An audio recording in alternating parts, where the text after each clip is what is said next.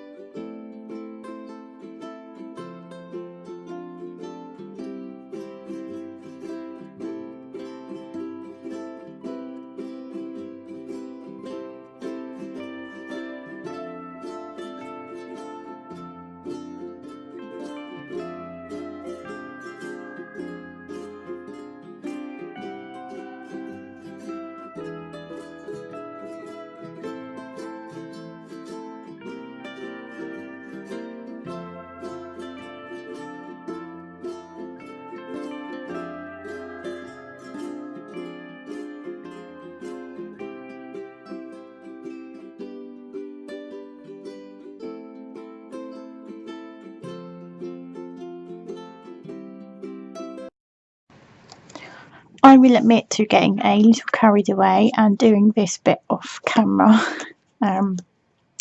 So what I've done is stuck the page number down that was also part of the copied page, photocopied page, and I've just added some brown, the Vintage Photo Distress Crayon, and I've just smudged it with some water on a Q-tip around the number there. Two things to be careful of is the wet glue will make the colour run, so I'm trying to use a minimum amount of glue because otherwise you're going to lose all this definition. And again, it obviously breaks the tissue paper, and again with this, obviously adding the water, I've gone around the edge and I've tried not to take too much of the paper off, because obviously again the water is tearing the paper. So just a couple of points there to be aware of. Before I put this down, I am going to add some more to the background. So I've got a selection of things to make some marks. So I've got some bubble wrap, old tube, and a beer can top, and a ring pull, and a card. And also some screwed up parchment type paper, baking paper. And I've got 3 paper artsy paints. Got the Hay Pesto, which is a translucent, Mud Splat, which is opaque, and Banana, which is also translucent.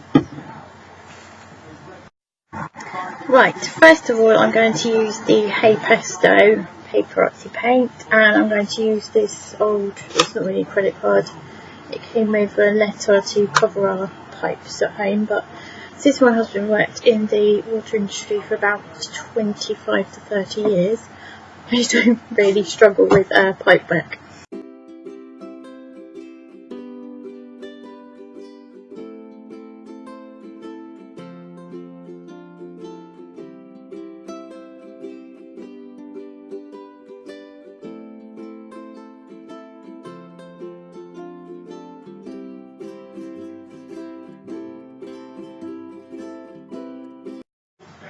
Next I'm using the banana.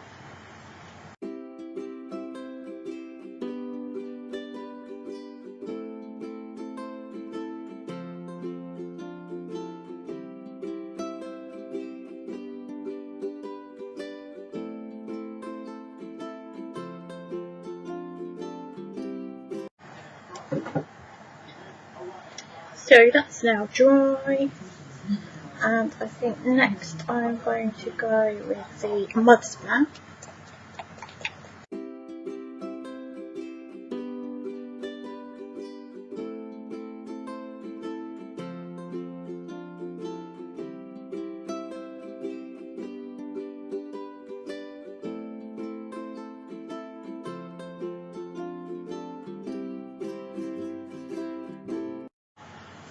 Again, I'm going in with the banana.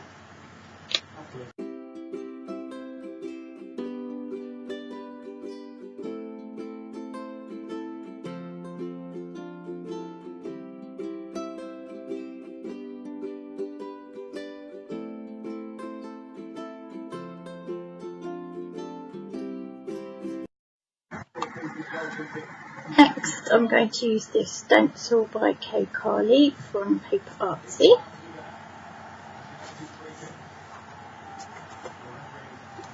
And I'm going to use Viva Decor Art Line modelling paste.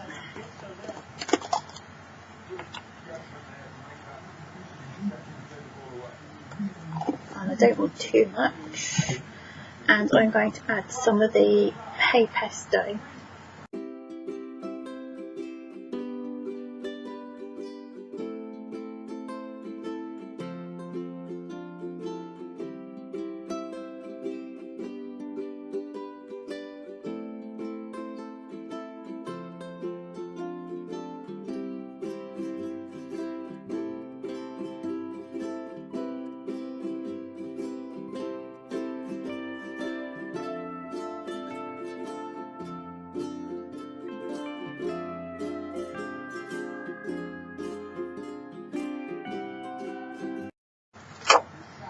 See, I'm not worried about that not being perfect because it's not as if I'm making an actual scene. I just wanted a bit of texture and to raise it up a little bit, which is what I obviously get with the texture paste. Now I have to wash this really quickly because I mustn't let the texture paste or the paint dry on it because otherwise it will be impossible to clean.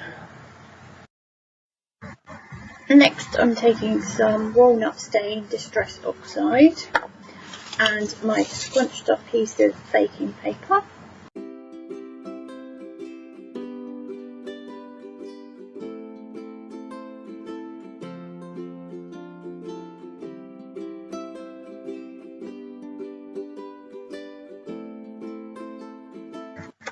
Next I've chosen to use this Winter Garden stamp set from Creative Stamping magazine. and I'm going to use this Daffodil stamp, and I don't want it to come out too dark, so I am going to use a grey ink pad. A slight change of plan, well, not really a change, just an addition. I spotted this script stamp in my stash. As you can see, it's well loved, so I do use it quite a bit. And I think because there is the writing, and I'm going to add these bits, I'm also going to put that in the background. Again, I'm going to use grey ink. I am using the archival watering can.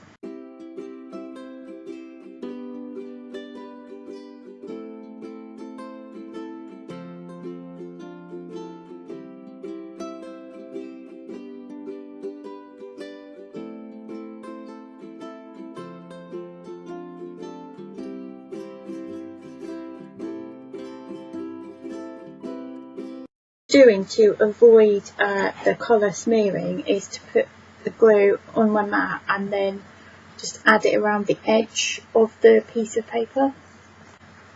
This is actually blended in really well.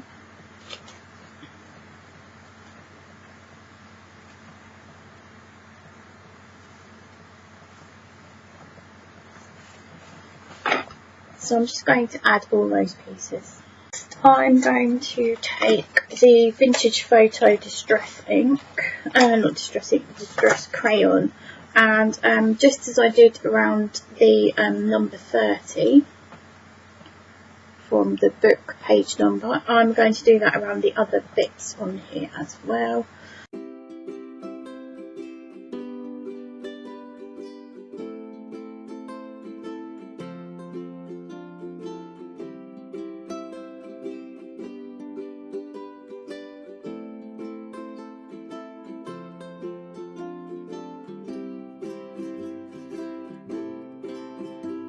Finally, I'm going to take the antique linen distress crayon and just go over the background a bit in between these bits, in the hope that it will push back the background and bring these bits forward. I'm going to take it direct to the paper and then smudge it in.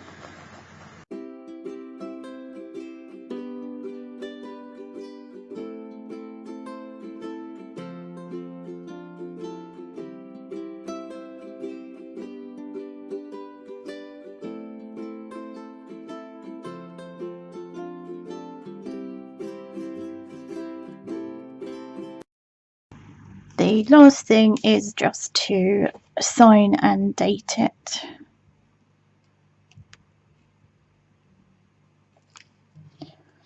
And I'm going to date it the 27th because that's when I've actually recorded this. And it's finished.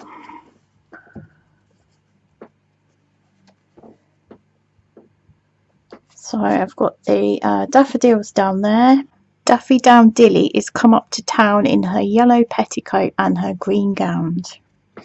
Daffodils that come before the swallow dares and take the winds of March with beauty. And that's by Shakespeare. And then obviously we've got the main image here.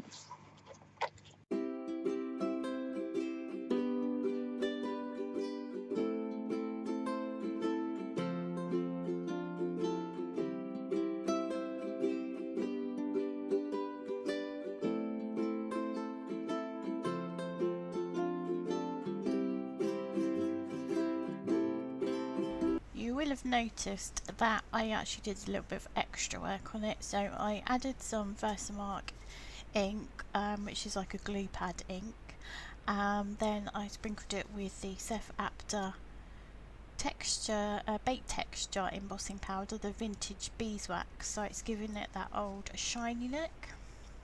I hope you enjoyed this video. Thanks so much for watching. Please give me a thumbs up. Until next time, cheerio.